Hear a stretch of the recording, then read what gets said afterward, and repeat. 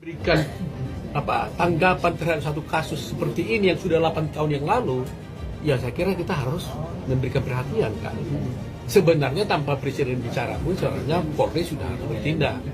Tapi setelah Pak Jokowi menyatakan sikapnya adalah Pak ini supaya diusut, ya mari kita usut.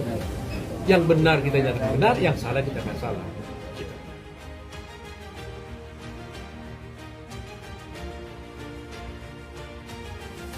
Assalamualaikum warahmatullahi wabarakatuh. Saya dan Bapak selaku orang tua kandung dari almarhumah Vina hari ini akan menghadiri panggilan pemeriksaan Polda Jabar di Bandung didampingi dengan tim Hotman 911. Kita mempercayakan perkara ini sepenuhnya kepada Pak Hotman Paris 911 beserta tim 911 sebagai kuasa hukum keluarga almarhumah Vina yang sah. Saya pertegas bahwa keluarga kami tidak pernah tanda tangan surat apapun sejak kejadian yang menimpa adik saya di tahun 2016 hingga saat ini. Kami sekeluarga tidak pernah menguasakan perkara ini kepada pengacara Yosi yang mengaku dalam konferensi persnya bersama Rasman Nasution sebagai kuasa hukum keluarga kami sejak tahun 2016 itu. Itu semua hoaks. Jadi saya pertegas sekali lagi, kalau ada pengacara yang mengaku-ngaku sebagai kuasa hukum keluarga kami, itu mereka hanya ingin pansos dan numpang tenar. Terima kasih.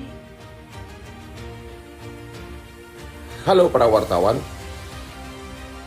agar kalian semuanya buru-buru ke kantor Otto Hasibuan, kantor DPN, pengacara dari salah satu terpidana kasus Vina yang juga menjadi saksi untuk Peggy, mau ke DPN Peradi. Ada apa?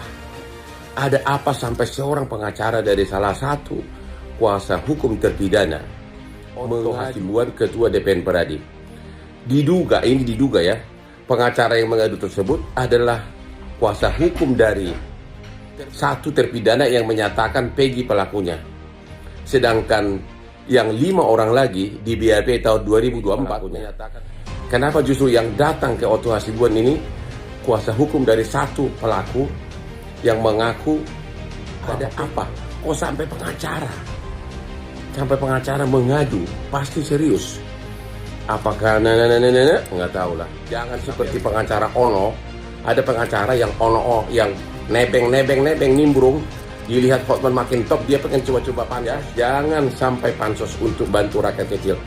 Jangan pamer untuk bantu rakyat kecil. Tapi lakukan dengan setulusnya. Maju, saya siap bantu untuk mengawal bahwa ini akan real, selesai sampai pengadilan. Apakah ini benar pelaku atau tidak? Tapi kalau ternyata hanya satu, jangan paksa jadi 3. Karena penjelasannya berubah-ubah, lidah tidak bertulang. Jangan ujuk-ujuk suruh orang dihukum, dievaluasi. Tunggu dulu, Bang. Boleh diceritakan mungkin tanggapannya? Ya kan yang jelaskan kan siapa namanya tadi ngomong di TV tadi, Yudi. Jalannya gimana, kondisi jalannya bagaimana, kondisi kegelapannya bagaimana, keadaan jam segitu gimana. Masa mel-mel membayang-bayangi orang yang ada di situ bawa motor, nggak tahu orang di situ. Ya itu jelas bohong lah. Warung mel-mel ya. Iya, ini mel-mel.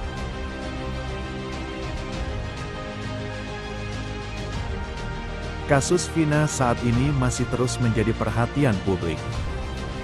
Dan salah satunya adalah dengan penetapan Peggy menjadi tersangka oleh pihak kepolisian.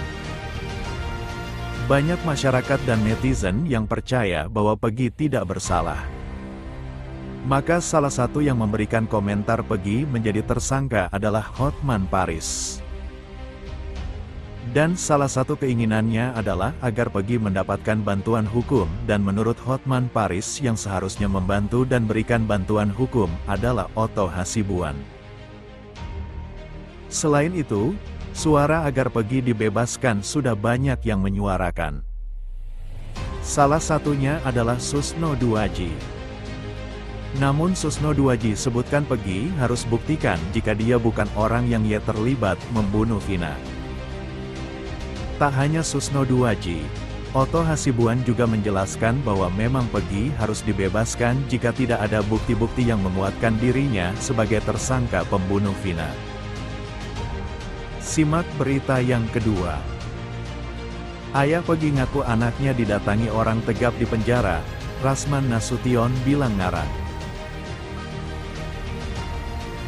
Tak logis.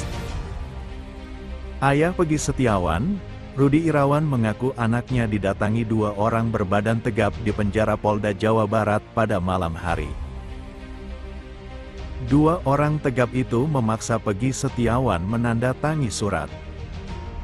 2 orang itu mengaku suruhan pengacara Peggy Setiawan, Sugianti Iriani. Padahal, Sugianti mengatakan tidak pernah mengutus orang untuk menemui kliennya di penjara pada tanggal 3 Juni tahun 2024. Hal itu diutarakan Rudi Irawan dalam tayangan Rakyat Bersuara Official iNews, Rabu, tanggal 5 Juni tahun 2024. Saat itu pembawa acara Aiman Wicaksono menanyakan apakah Rudi Irawan berkomunikasi dengan anaknya Peggy Setiawan. Awalnya Rudi bercerita bahwa anaknya dalam kondisi sehat. Tadi jenguk baik-baik tapi ada satu hal yang mengganjal, kata Rudi. Peggy, kata Rudi, mengaku ditemui orang yang mengaku pengacara saat malam hari. Orang tersebut meminta tanda tangan Peggy Setiawan.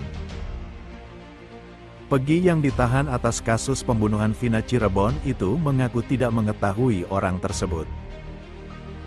Peggy sempat bertanya tujuan orang tersebut.